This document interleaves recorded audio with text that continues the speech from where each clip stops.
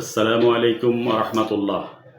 সম্মানিত রামগতি কমলনগরবাসী, আগামীকাল জাতীয় সংসদের সংসদীয় আসন লক্ষ্মীপুর 4-এর রামগতি কমলনগরের অবস্থানরত ঢাকাস্থ ভাইদেরকে নিয়ে আয়োজিত প্রীতি সমাবেশ ডিপ্লোমা ইঞ্জিনিয়ার্স ইনস্টিটিউটে বিকেল 4:30 অনুষ্ঠিত হবে ইনশাআল্লাহ।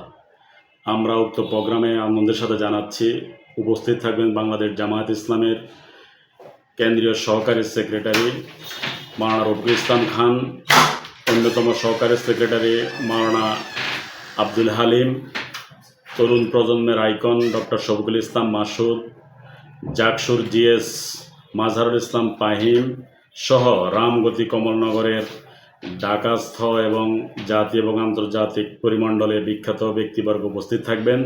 আমাদের এই প্রাণের মেলায়, এই মিলন মেলায় আশা করি আগামীকাল রামগতি কমলনগরের আমাদের ভাইয়েরাই প্রীতি সমাবেশে উপস্থিত হয়ে প্রীতি সমাবেশকে একটি প্রাণের মেলায় পরিণত করবেন, সেই প্রত্যাশা করছি।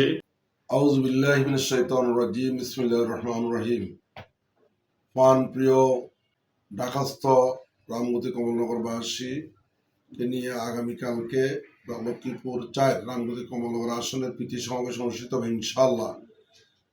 ঢাকা অবস্থানরত পুরো লক্ষ্মীপুরবাসীকে আমি উদাত্ত আহ্বান জানাচ্ছি, আসুন আমরা আগামীকালকে ডিপ্লোমা ইঞ্জিনিয়ার কাকরাইলে আমরা সবাই প্রোগ্রামে উপস্থিত হই। আগামীকালকের প্রোগ্রামকে সফল করার জন্য লক্ষ্মীপুরবাসীর পক্ষ থেকে আহ্বান জানাচ্ছি, বিশেষ করে রামগতি কমলনগরবাসীকে কালকের প্রোগ্রাম সফল করার জন্য বিনীত অনুরোধ করছি।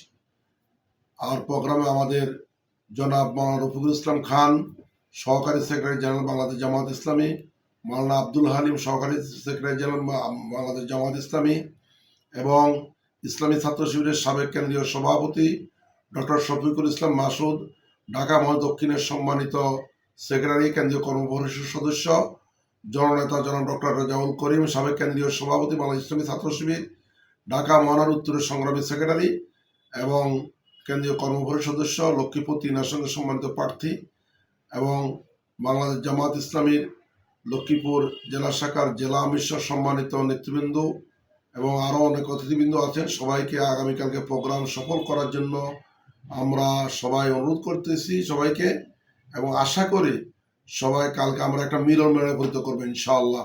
আল্লাহর দিনকে বিজয়ী করার জন্য, আগামী দিনে দাঁড়িপাল্লার পক্ষে বিজয় ছিনিয়ে আনার জন্য লক্ষ্মীপুরের 4টি আসনকে যেন আমরা আমির জামাতকে উপহার দিতে পারি, এই প্রত্যাশা কামনা করে আমার কথা শেষ করছি ইনশাআল্লাহ।